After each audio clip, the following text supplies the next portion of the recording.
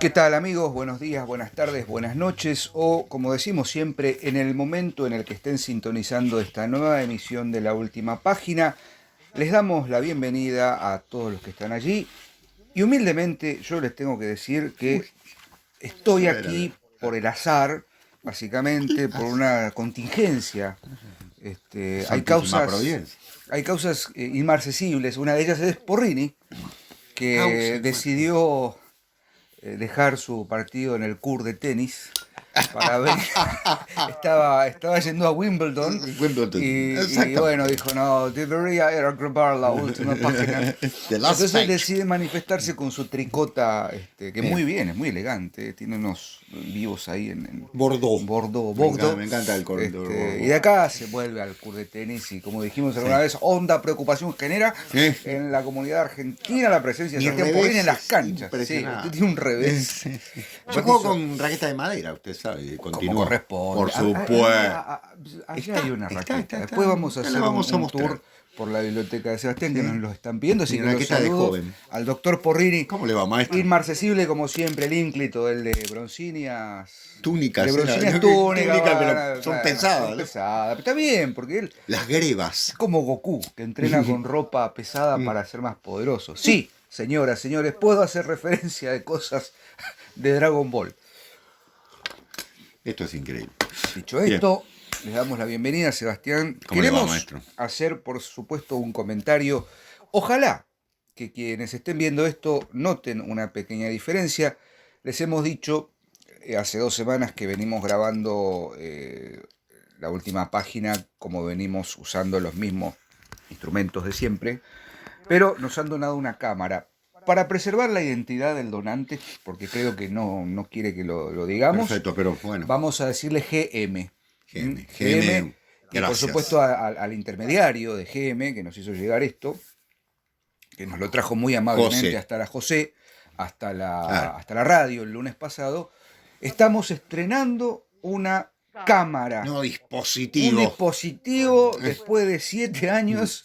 Por primera vez, la última página se está grabando con un dispositivo que no es un teléfono celular, Exacto. sino que es una cámara 4K, no es una cámara profesional, aclaremos. Pero está buenísimo. Y estamos probando. Este primer programa pusimos el set de la cámara, lo conectamos a los micrófonos, por ahí el audio no sale de la mejor manera, por eso tenemos un backup de audio, estamos tomando audio por otro lado, para los técnicos de esto, ¿sabes? La iluminación es natural de la biblioteca de Sebastián, de siempre, seguramente más adelante, cuando avancemos, si la imagen es buena, si la edición queda bien, seguro vamos a mejorar el tema de recuperar luces. iluminación Sí. que también habíamos recibido De Mariana en su Yacasio. momento. Exactamente. Aceptamos todas las sugerencias, recomendaciones, propuestas de equipos, Sobre etcétera, todo yo. para la iluminación. Sí, Programas que hago yo solo. Porrini, es más, está vestido de director de cine de los años 40. Falta que lleve. Soy Billy Wilder. Falta que vaya con el trípode y el ¿cómo se llama? El megáfono. Megáfono, Y exactamente. una silla plegable que diga director, ¿no? Exactamente, exacto. Sí. Yo filmé muchas películas en Hollywood, así que bueno. En enero del año pasado hablamos sobre las películas que vio Porrini, películas muy raras. Bueno, dicho, basta porque si no, Sí. hechas las aclaraciones técnicas, nos estamos encontrando nuevamente una semana más en la última página y hay un motivo muy especial porque en virtud de dos cosas fundamentalmente, de la entrevista que tuvimos en principio con Bernardo Nante en Reporte Minoritario y luego casi un mes y medio después con el querido Leandro Pinkler, el doctor Leandro Pinkler. Exactamente. Había un nombre que unificaba a todos ellos, que es el de sus maestros respectivamente, el queridísimo Francisco García Bazán, el doctor Francisco Habría García que ponerse de pie, Bazán. realmente. Hay que ponerse de pie. Entendemos que si está mirando este programa, le mandamos un saludo y todo lo que vamos a tratar de comentar de aquí a los próximos 30 minutos nacen de una profunda admiración y por supuesto respeto y difusión de su trabajo. Esa es la primera circunstancia, que es, hemos entrevistado a repugnante a Pinkler.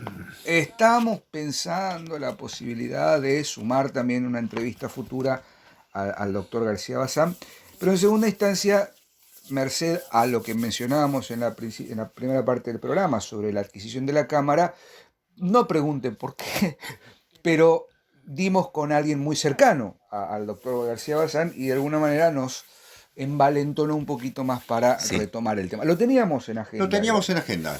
Hace tiempo que queríamos hacer un programa sobre el querido Francisco García Bazán, pero bueno, ahora se alinearon los planetas, como planetas dicen. Y digo, bueno, vamos a hablar. A ver, hablar de la obra y del trabajo de difusión y de digamos, investigación del doctor García Bazán no puede resolverse en 45 o 40 minutos. De hecho, si revisan allá por el año 2019, si no tengo mal mi memoria, dedicamos un programa a las bases y fundamentos del gnosticismo. Ah, sí. En ese programa tomamos como una de las fuentes este librazo del doctor García Bazán, Gnosis, la esencia del dualismo gnóstico, de 1971, con una segunda edición ampliada y comentada de 1978. La que tengo en mi poder, que es la que circula, casi creo que vos tenés la misma, la misma, dando vueltas, la tengo allá arriba. es del 78. Es una segunda edición comentada que tiene un prólogo de Armando Astivera, de quien vamos a hablar ahora, en algún Sebastián. Momento. Yo haría alguna observación ahora y adelantaría la cosa para luego ampliar. Pero, insisto, en ese programa simplemente hicimos una aproximación, introducción, etc. Sebas, vamos de lleno al tema. Veo que tenés ahí un librito. También otro de don a mí me gustaría, porque lo hablábamos el otro día mientras volvíamos de la radio, un poco la importancia que tiene, no solo el que existan pensadores, divulgadores e investigadores de la talla del doctor García Bazán, sino también la importancia del tema. Sí. O de los temas, pero es un gran tema que tiene que ver básicamente con el paleocristianismo. Exacto, con esa primera etapa del primer cristianismo primitivo, valga la redundancia. El gnosticismo, ¿sí? Ahí vamos a hacer algunas observaciones, y el neoplatonismo, ¿no? Estamos hablando de esos 3 primeros siglos posteriores los 3 primeros siglos de la historia a partir de Cristo, ¿no? Claro. Y de la conformación de, como bien señalaba Sebastián, el paleocristianismo y las dimensiones, sobre todo filosóficas, cuando no teológicas, de esta forma de pensar el cristianismo, ¿no? ¿Seba? Mira, yo lo primero que se me ocurre al abordar a don Francisco García Bazán es el nivel de los estudios sobre estos temas que supo tener la República Argentina. Estamos hablando de muchos de ellos, y el doctor García Bazán, como no, profesores universitarios, que quebrando la costumbre, no la tradición, la costumbre de la universidad, de ese carácter positivista y eminentemente, por decirlo de una manera, cientificista, deciden en algún momento entre los años 50 y 60 empezar a estudiar las grandes tradiciones orientales y demás. En la universidad privada, en la Universidad de El Salvador, es el padre Ismael Quiles el que, digamos, impulsa estos estudios desde su óptica jesuita, creando la Escuela de Estudios Orientales. Escuela de Estudios Orientales que hoy continúa.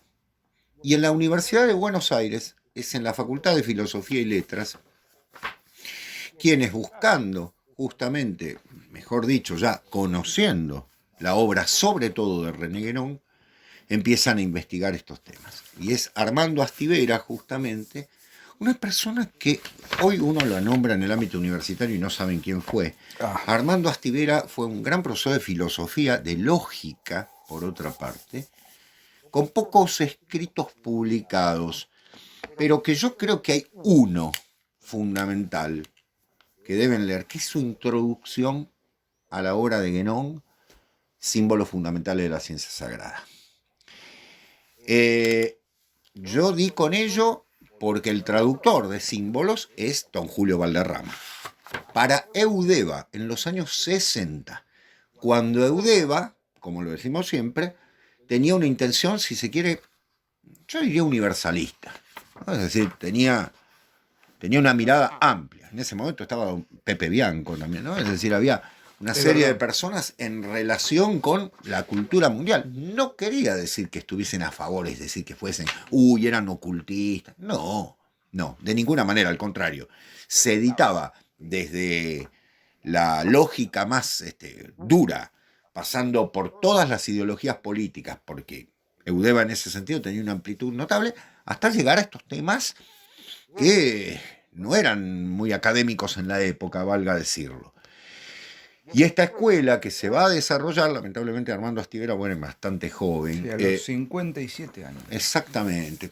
Ustedes me dirán, bueno, una edad media. Sí, es verdad, pero una persona que tenía una formación y un impulso, y justamente muere en momentos en los que se está empezando a desarrollar esto, se impulsa toda una escuela que también tiene como representante a otro, lamentablemente falleció en el momento, en el año 62, el queridísimo Vicente Fatone. Fatone, claro. Que hizo todo un estudio sobre el budismo, sobre las tradiciones de la India y demás. En esa tradición podemos incorporar al doctor Francisco García Bazán ya con una dimensión de estudio impresionante. ¿Por qué? Porque el doctor García Bazán, solamente su tesis doctoral ya es algo, gnosis, ¿no? La que tiene ahí Diego, es algo majestuoso.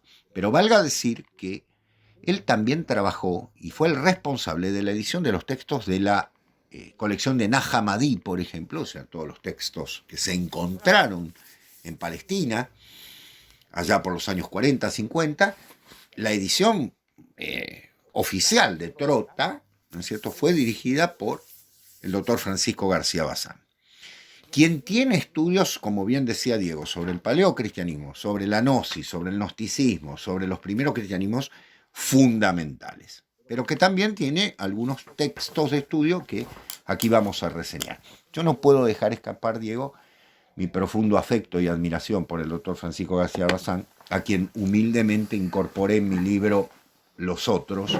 Lo digo así porque al lado de la obra de don Francisco García Bazán, las 20 páginas que yo le dedico, no podía hacer otra cosa, porque es un texto sobre 21 pensadores. Intenta hacer una introducción, ¿no?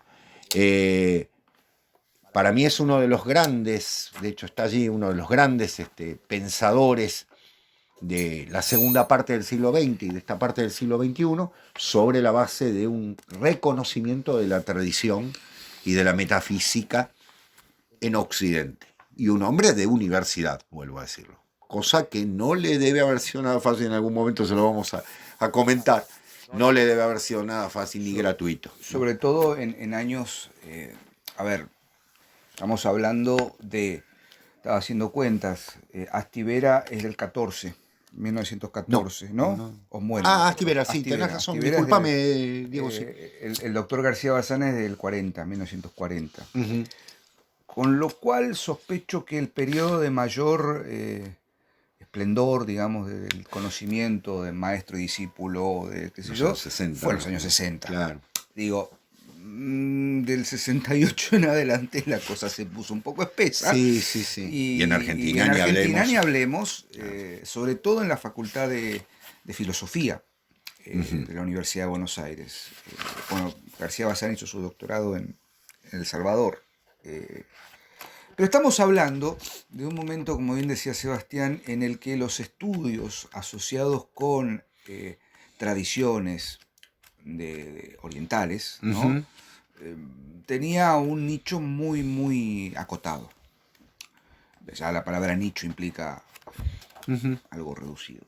Pero lo que es interesante y lo que es muy importante, más allá de que sea interesante, es que a partir de la introducción de esta línea de pensamiento sobre el concepto de tradición, de alguna manera se empieza a tejer o se empieza a construir una forma de pensar el tradicionalismo o la tradición de la filosofía perenne, sobre todo, desde el punto de vista de unificación ecuménica y no de segmentación Sectarismos. o sectarismo, o incluso dentro de los mismos círculos de pensamiento tradicional, segregacionismo. Ujú.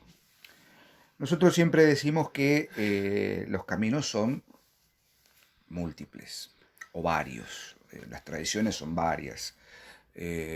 Nosotros elegimos una.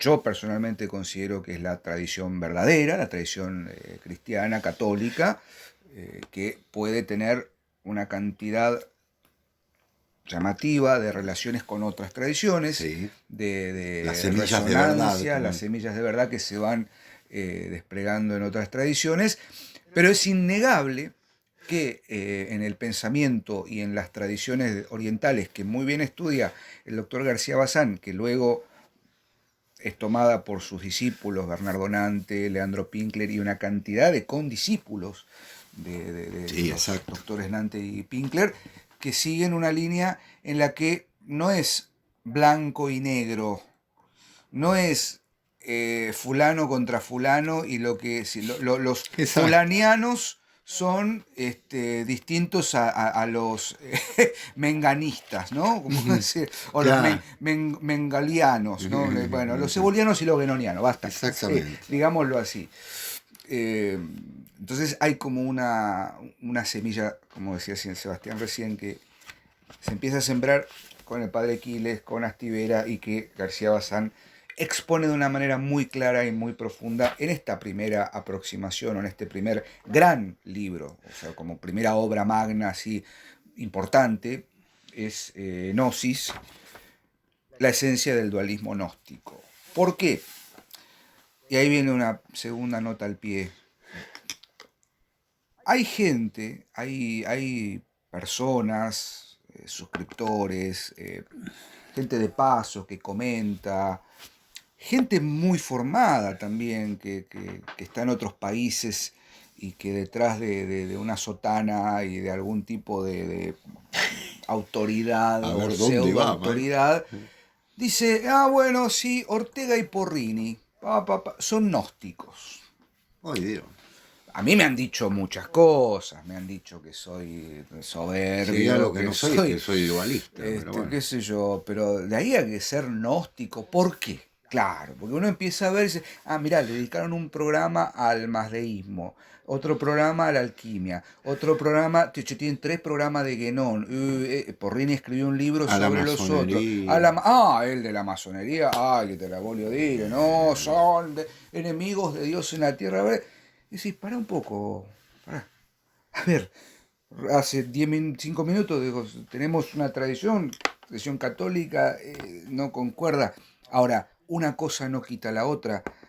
Y si hay algo que queda muy claro, por lo menos en la primera parte profunda del libro de García Bazán, es no confundir lo gnóstico, ¿no? La derivación gnóstica y el dualismo gnóstico mal pensado, mal entendido, con el concepto de gnosis y Claro. de gnosticismo. Sobre todo sin conocer las dimensiones y habrá sido, no sé, Sebastián, ponete a pensar, o seguro lo habrás pensado, lo que habrá sido vivir en ese momento. Estamos hablando de un momento de explosión de la tradición cristiana, de las Ajá. enseñanzas de Cristo, y de intentar siquiera conciliar en un corpus de pensamiento y de meditación y de transmisión de la tradición, valga decirlo, que ya venía, por supuesto, desde la filosofía aristotélica, pasando por San Ujú. Agustín, que luego va a terminar confluyendo en Santo Tomás, y por supuesto en toda la cuestión ahí aristotélico-tomista más adelante, pero es cuál o cuáles son los fundamentos que permiten la unión de Dios con el hombre. Ujú. Y ese fundamento es la gnosis, es el conocimiento de lo universal metafísico a partir de la experiencia religiosa. Ujú. Sobre esa base, que sería la tesis esencial, ¿no? de qué es gnosticismo, dice García Bazán, el gnosticismo es una concepción religiosa profunda, Exacto. O de otra manera, un modo de comprensión de la relación hombre-dios, de tendencia mística y de enfoque metafísico, Claro.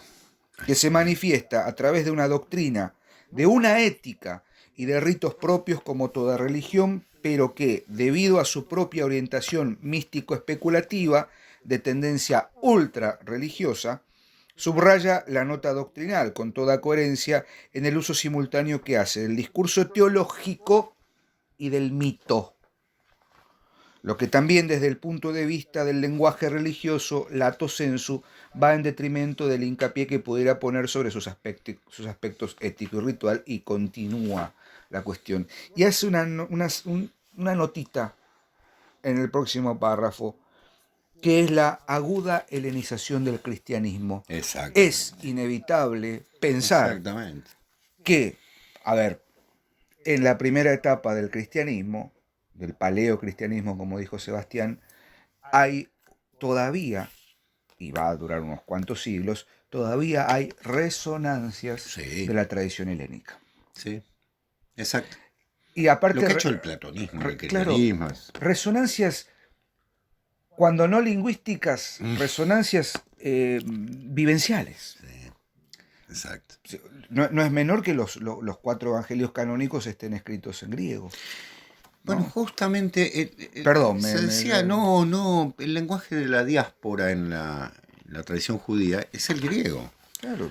Y por otra parte, las comunidades judías, porque todavía ni siquiera se puede hablar de cristianismo, ¿no? Es Sí, ahí, sí, es como dice Borges, una secta del judaísmo en algún momento. estuvimos leyendo lo mismo, ¿no? Ah, No, el lunes exactamente. tenemos... Exacto.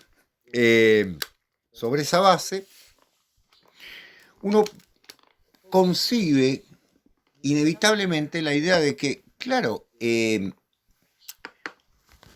una religión nueva, no cabe ninguna duda, y hemos hablado de esto con el doctor Antonio Piñero, ¿no? Sí, está... Los cristianismos que han sido desechados, por decirlo de una manera, ¿no?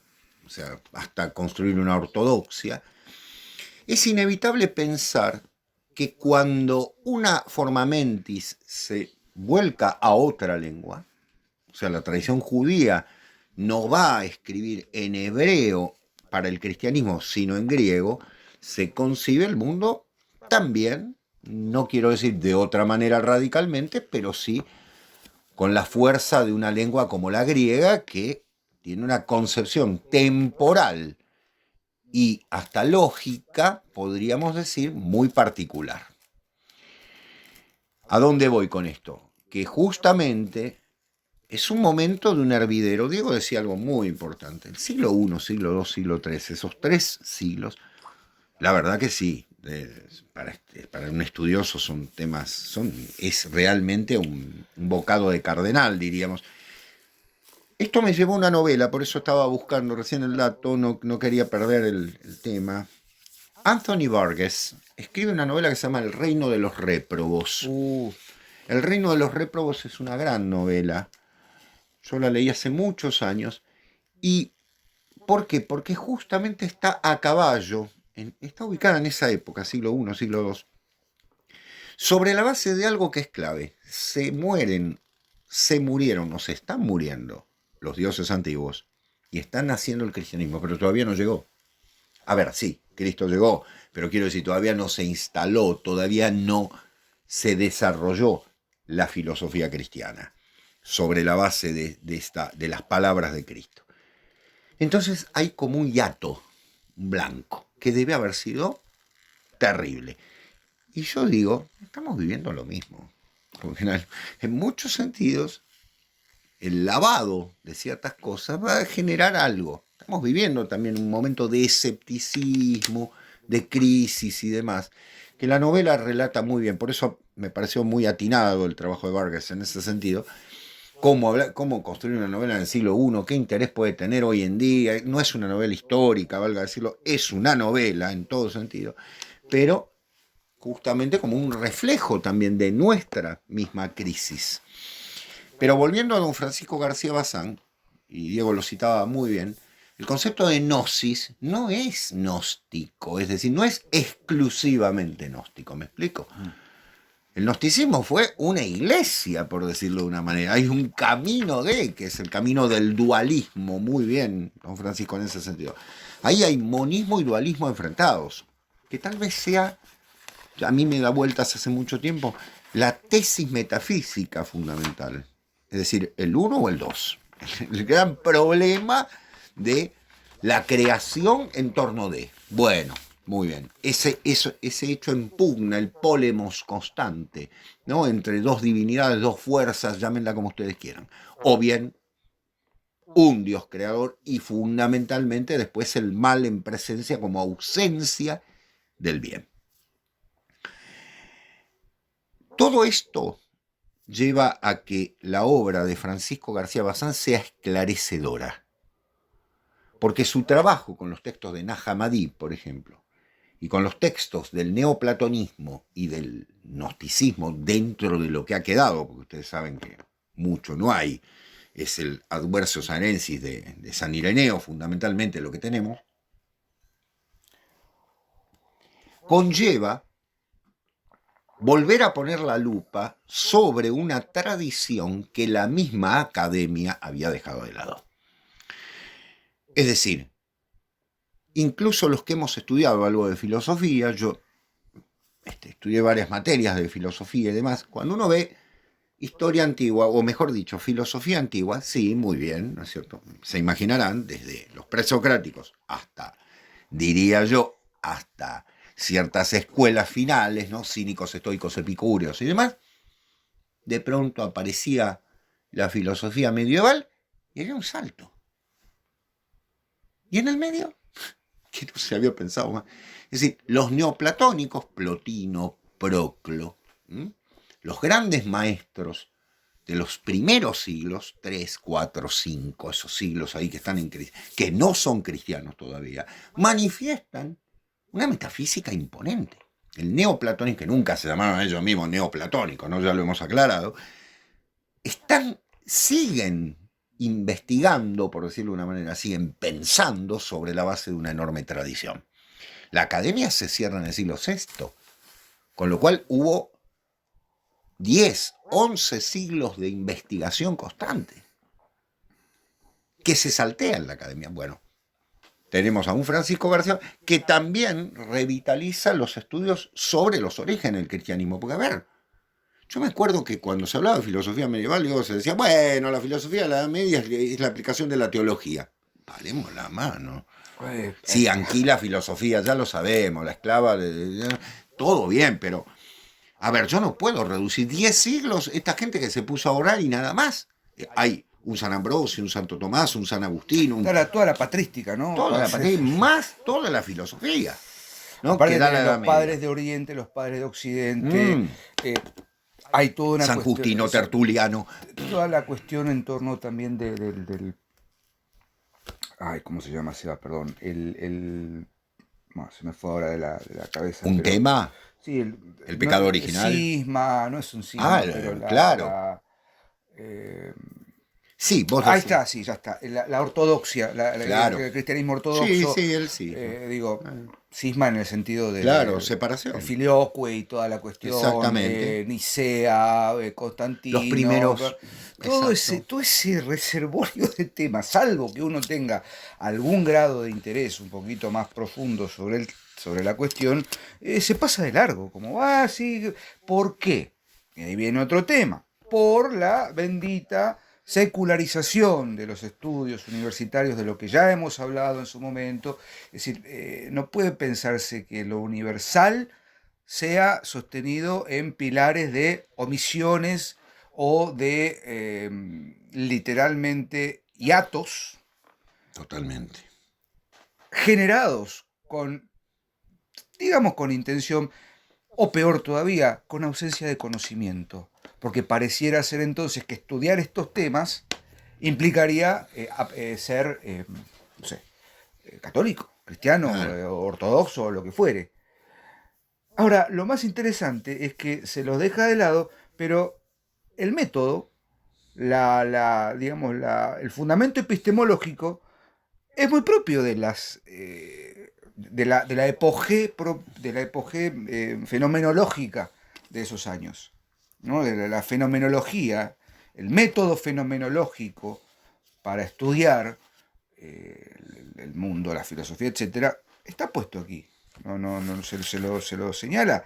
Ahora, tendría que ser un texto o un tipo de estudio, de aproximación al tema que estuviese más vigente. Sí. ¿No? De hecho, vos pensás, Diego, que, y ahora voy a comentar un poquito el otro, lo que hace Francisco García Bazán, también, entre otras cosas, es de pronto poner la mirada sobre ciertos pensadores que la academia no considera, como el caso de René Guénon. Es decir, no podemos pensar el pensamiento del siglo XX sin ciertos pensadores. La palabra pensador es muy particular, me dirán ustedes, sí, es verdad. Pero Guénon lo hace fuera de la academia. Claro, eso le valió no ser considerado en Francia directamente de lado, pero sí le valió un prestigio fuera tan grande que tardíamente tuvieron que volver a él. De hecho, ¿quién edita la primera edición de Símbolos Fundamentales? Eudeva. Y esto se lo debemos a este conjunto de profesores, entre los que está don Francisco García Bazán, que ponen la mirada sobre un pensador que había sido un outsider, por decirlo de una manera, en buena parte del siglo XX, la primera mitad del siglo XX, que fue la que vivió René Guénon. De hecho, le dedica un libro, que mejor dicho es un compendio de 7 artículos, igualmente la unidad es maravillosa, que se llama René Guénon y el ocaso de la metafísica, está editado por Obelisco, en una colección que se llama Testigos de la Tradición. Yo lo tengo hace muchos años, el mío está muy amarillento, perdón por... Está en su época. Es un libro de 1988, René Guénon y la tradición y el esoterismo cristiano, siempre René Guénon, ¿no? La gnosis y el gnosticismo, la Iglesia Católica y la masonería, y su influencia en el desarrollo de las ideas de la Argentina. Esto es fundamental, don Francisco García Bazán, gracias, porque retoma la influencia que tuvo sobre grandes pensadores que a veces no lo nombraban para no ser expulsados de la academia, ¿no? René Guénon y su significación para la actualidad. Estamos hablando de un libro que tiene más de 30 años. No obstante ello, con 2 apéndices, que son muy interesantes. Para sortear el laberinto, por el Émile Zola, nada menos, el espíritu de la cábala, por Gershon Scholem, y precisión son 3, y profundidad por Piero Divona, ¿no? Que van a hacer una alusión también a Ébola y a Guénon y demás. Pero el libro especifica la importancia de la acción de René Guénon ante el ocaso de la metafísica. Y esto se lo quisiera dedicar a ciertas personas que en algún momento me dijeron, bueno, Guénon vive en una nube, ¿no? Y demás. La organización política tradicional. Vamos a prestar atención porque lo que dice don Francisco, esto lo escribe don Francisco García Bazán, y quiero resaltarlo. Sí, pero creo que puedo. Cualquier comunidad humana que viva según principios tradicionales ostentará una estructura orgánica orientada por el nivel espiritual. Cuando después de una gran disolución o asimilación del proceso cósmico imaginario en el centro de lo inmanifiesto, en virtud de los residuos de la actividad humana rebelde a lo divino, se reanuda la existencia manifestada con otro gran periodo cósmico, el estado de vida primero, por su interna perfección, es primordial, celeste o paradisíaco.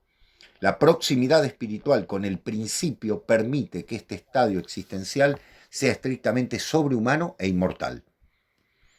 El hombre en esta situación se mantiene en estado de no caído y tampoco participa de las limitaciones de la individualidad. En esta fase la humanidad sobrepuja toda organización comunitaria, por eso no existen las jerarquías sociales. Mitos y tradiciones arcaicas conservan los ecos de tal situación. Diferente de esta etapa es la del hombre arcaico o primitivo. Él, sostenido por fundamentos religantes, vive en comunidades ordenadas según principios sagrados jerárquicamente. En estas sociedades el sacerdocio, como foco de orientación espiritual, conserva la doctrina, la contempla y enseña. Conserva la doctrina, la contempla y la enseña. En la medida en que Occidente se conservó fiel a una doctrina tradicional, mantuvo también una estructura social paralela. La Europa medieval, consolidada felizmente como un complejo de civilización tradicional, la cristiandad, alcanzó una organización política equivalente y San Bernardo de Claraval, al mismo tiempo místico especulativo, caballero y fundador de órdenes monásticas, constructoras de catedrales, es la síntesis humana de una semejante cultura con sólidos cimientos en la tradición. Es decir, a ver, este artículo está inmerso en el pensamiento de Guénon. El pensamiento de Guénon no es una abstracción, no es abstracto, es metafísico, esa es la diferencia. Lo metafísico no es una abstracción, no es un proceso de cogitación personal, ni siquiera es un proceso de, digamos, introspección, no. Es objetivo.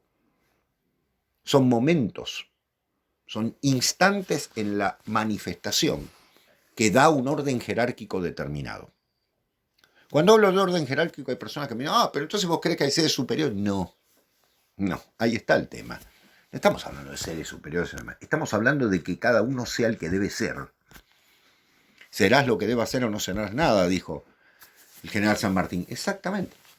Que es lo que Guénon defiende, la idea de que cada uno de nosotros tiene una esencia para. A ver, vuelvo al ejemplo más banal para que me entiendan. Si yo quiero ser hoy en día bailarín clásico, y a los 18 años era lo mismo, alguien me lo tendría que haber dicho, si me hubiese ocurrido esa idea, o me lo tendría que decir hoy en día. Decime, mirá, Seba, no te da el físico, no tenés la edad, sos un inútil desde todo punto de vista del movimiento y demás, sos un tipo estructurado, obvio. Es decir, no tengo las condiciones de. Alguien dirá, bueno, pero con enseñanza. No necesariamente. No necesariamente. ¿Qué quiero decir? Que hay una esencia del ser humano y que descubrir eso, por eso gnosis se autón, conócete a ti mismo. El conocerse a sí mismo es saber qué esencia tengo y desarrollar eso. Guénon habla de eso. Habla de esa naturaleza del ser humano. En torno de, es peor, es mejor, aquel está con. De hecho, hablamos de cargos, porque es una carga. Bueno, quien está llevando adelante una sociedad, puede ser que jerárquicamente ustedes digan, está arriba. Sí, pero hay que asumirlo. Vuelvan a leer Enrique V, lo que es la responsabilidad del rey, la soledad del rey. Bueno, evidentemente, eso tiene que haber una persona preparada para y capacitada para y preparada de niño y con capacidades naturales y demás. Eso es jerarquía. El orden del universo responde a una cierta jerarquía en una visión tradicional. Don Francisco García Bazán, cuando analiza a Guénon, y fíjense qué interesante los temas, ¿no? Guénon y la Iglesia Católica, Guénon y la masonería, Guénon y la Iglesia gnóstica, Guénon y el gnosticismo. Claro, muy bien, está diseccionando los distintos aspectos de un pensador, me sale decir multifacético, pero en realidad unánime. Porque Guénon tiene una unidad de pensamiento increíble, en distintos aspectos. Un librazo, si lo pueden conseguir, aparte breve, es un libro de 110 páginas, que les puedo asegurar que es una introducción a la obra de Guénon perfecta.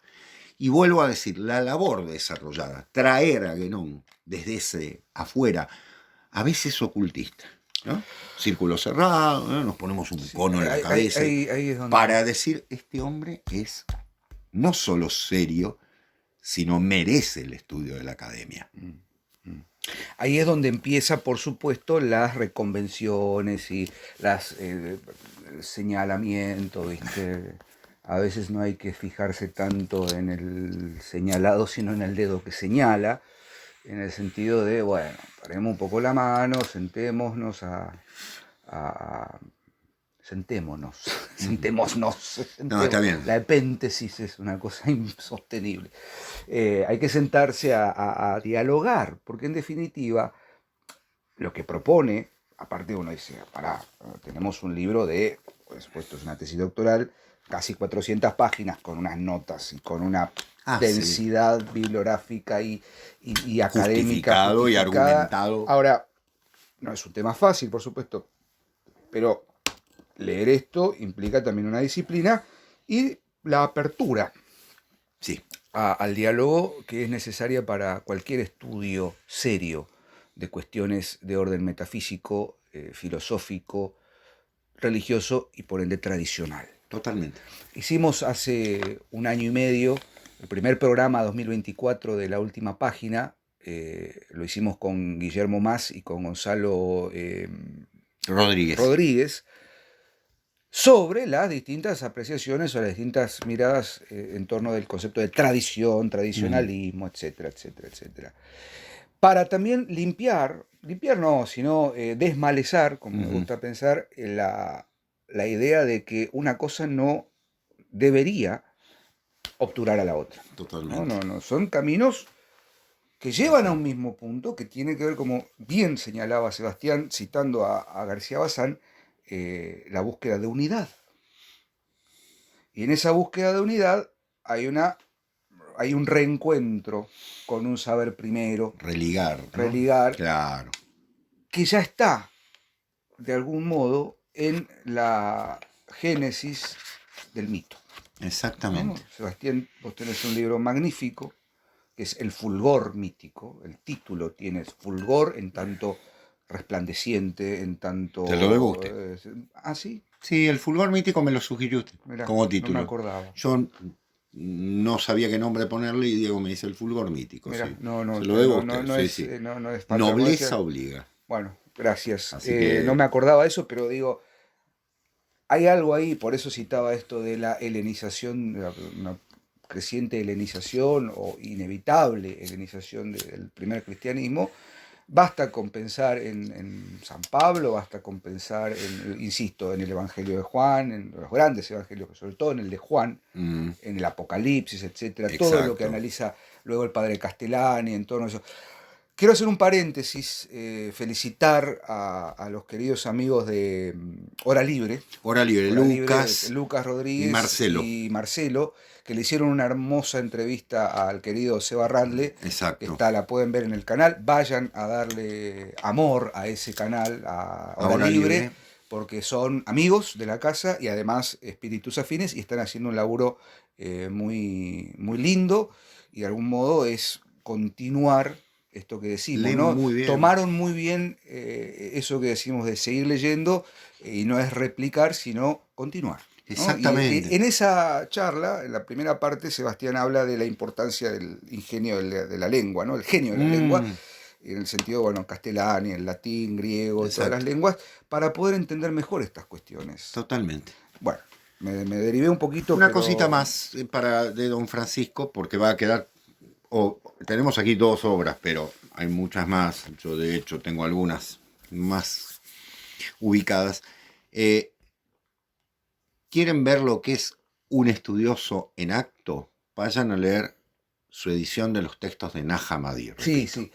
Editados por El escolio de eso es... El Hilo de Ariadna, cuya historia ya hemos charlado con el doctor Pinkler. Trota también lo tiene. Trota, que está haciendo un trabajo muy importante. Bueno, Sí, Bernardo Nante. Los libros negros de Jung, etc. Bueno, exactamente, la obra de Jung también. Una cosita más, sí. Diego.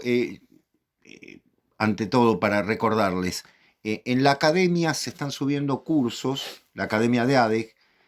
Ustedes saben que existen cursos sobre Shakespeare, sobre Sófocles, sobre la Divina Comedia, sobre escritura creativa, sobre poesía, bueno, hay muchos más. Pronto va a subirse uno nuevo sobre Roberto Calazo. Bueno, seguimos trabajando, los invitamos. A veces dicen, ¿cómo colaboramos?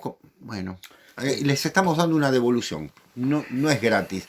Se llevan el curso, que es algo más, y hay encuentros presenciales, y bueno, un poquito para difundir lo que estamos haciendo. Seguimos trabajando, pronto habrá novedades en torno de libros, ya se está cocinando un libro, se está cocinando en editorial, nosotros ya lo hicimos, que sí, va a haber un chiche nuevo. Un chiche nuevo, exactamente. De aquí a un mes más o menos. Sí, sí, un poquito más, fin de septiembre. Fin de semana. Empezamos la primavera con Con el un florecimiento hijito nuevo. de un hijo nuevo. Exactamente. No es abril el mes más cruel, Claro. acá en el hemisferio sur, Claro. como diría Elliot. Elliot. Claro. La primavera a nosotros nos comienza en septiembre y es un lindo mes para Totalmente. renovar algunas Para energías.